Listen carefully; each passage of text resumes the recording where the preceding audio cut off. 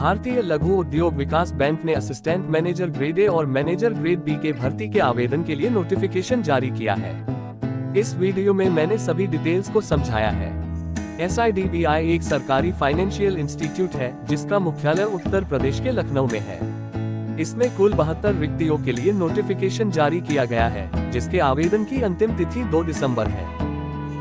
इसके लिए आवेदन 8 नवंबर से चालू हुआ और फॉर्म भरने की अंतिम तिथि 2 दिसंबर है। फेज 1 की ऑनलाइन परीक्षा 22 दिसंबर को हो सकती है। फेज 2 की ऑनलाइन परीक्षा 19 जनवरी को हो सकती है। इंटरव्यू भी फरवरी 2025 में हो सकती है। फॉर्म भरने के लिए 1100 रुपए लग रहे हैं, परंतु SC, ST और दिव्यांग छात्रों के लिए मात्र 175 रुपए शुल्क लिए जाएंगे। SIDBI के स्टाफ के लिए कोई शुल्क नहीं लगेगा। असिस्टेंट मैनेजर की 1 और मैनेजर की 3 तरह की वैकेंसियां हैं।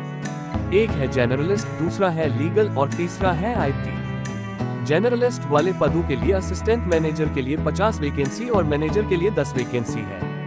लीगल मैनेजर के लिए 6 और IT के लिए भी 6 वैकेंसी है। अब हम इन पदों के एलिजिबिलिटी क्राइटेरिया की बात करते हैं।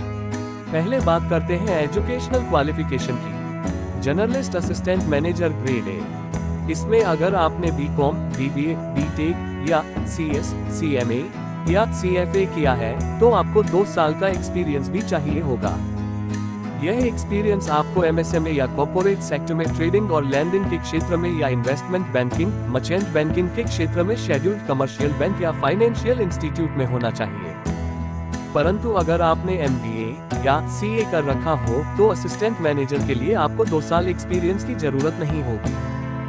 जर्नलिस्ट मैनेजर ग्रेड बी, किसी भी स्ट्रीम में 60% से स्नातक डिग्री या किसी भी स्ट्रीम में 55% से परास्नातक डिग्री। इसके साथ परमानेंट ऑफिसर के रूप में RBI, SEBI या शेड्यूल्ड कमर्शियल बैंक या फाइनेंशियल इंस्टीट्यूट में 5 साल का एक्सपीरियंस होना चाहिए।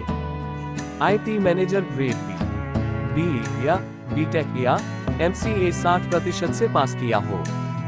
इसके साथ परमानेंट ऑफिसर के रूप में NBFC या लिस्टेड कंपनी या शेड्यूल्ड कमर्शियल बैंक या फाइनेंशियल इंस्टीट्यूट में 5 साल का एक्सपीरियंस होना चाहिए। इन 5 साल के एक्सपीरियंस में 2 साल आर्टिफिशियल इंटेलिजेंस और मशीन लर्निंग में और इसके साथ साथ पाइथन और R प्रोग्रामिंग में भी 2 साल का एक्सपीरियंस होना चाहिए। या फिर इन 5 साल के एक्सपीरियंस में 2 साल वेब एप्लीकेशन डेवलपमेंट में और इसके साथ साथ RDBMS, SQL और PLSQL प्रोग्रामिंग में भी 2 साल का एक्सपीरियंस होना चाहिए। या फिर 5 साल IT सिक्योरिटी मैनेजमेंट में एक्सपीरियंस, या फिर 5 साल IT इंफ्रास्ट्रक्चर और नेटवर्क मैनेजमेंट में एक्सपीरियंस। इसके साथ कुछ डिजायरेबल क्वालिफिकेशन भी है, जिसमें AI, ML, डाटा साइंस में या फुल स्टैक एप्लीकेशन डेवलपमेंट में या CISSP या CISM या CEH में या IT सर्विस मैनेजमेंट में सर्टिफिकेट हो। लीगल मैनेजर ग्रेड बी, 50% के साथ लॉ डिग्री और बार काउंसिल ऑफ इंडिया में अधिवक्ता के रूप में पंजीकरण। इसके साथ परमानेंट ऑफिसर के रूप में RBI, SEBI या शेड्यूल्ड कमर्शियल बैंक या फाइनेंशियल इंस्टीट्यूट में 5 साल का एक्सपीरियंस होना चाहिए। इसके साथ कुछ डिजायरेबल क्वालिफिकेशन भी है, जिसमें लॉ में परास्नातक डिग्री या कंपनी सेक्रेटरी हो और कंप्यूटर में दक्षता प्राप्त हो। 8 नवंबर को आयु सीमा, ग्रेड ए ऑफिसर के लिए 21 से 30 साल और ग्रेड बी ऑफिसर के लिए 25 से 33 साल। SC, ST को आयु सीमा में 5 साल की छूट मिलेगी। OBC को 3 साल की छूट। UREWS के दिव्यांग छात्रों को 10 साल की छूट। OBC के दिव्यांग छात्रों को 13 साल की छूट। SC, ST के दिव्यांग छात्रों को 15 साल की छूट। एक्स सर्विसमैन को 5 साल तक की छूट और 1984 के दंगों से प्रभावित लोगों को 5 साल की छूट मिलेगी। अब बात करते हैं वेतन की। ग्रेड ए असिस्टेंट मैनेजर को ज्वाइनिंग के समय से ही हर महीने 1 लाख रुपए की ग्रॉस सैलरी और 85,500 रुपए की नेट इन हैंड सैलरी मिलेगी। ग्रेड बी मैनेजर को ज्वाइनिंग के समय से ही हर महीने 1,15,000 रुपए की ग्रॉस सैलरी और 96,000 रुपए की नेट इन हैंड सैलरी मिलेगी। भर्ती प्रक्रिया 3 चरणों में होगी। पहला फेज 1 परीक्षा, दूसरा फेज 2 परीक्षा और तीसरा इंटरव्यू। फेज 1 परीक्षा में सभी पदों के लिए एक ही परीक्षा होगी। इस परीक्षा में 200 प्रश्न होंगे जो 200 अंक के होंगे और 2 घंटे में संचालित होंगे। इसमें 1/4 की नेगेटिव मार्किंग भी है। इसमें 2 सेक्शन है।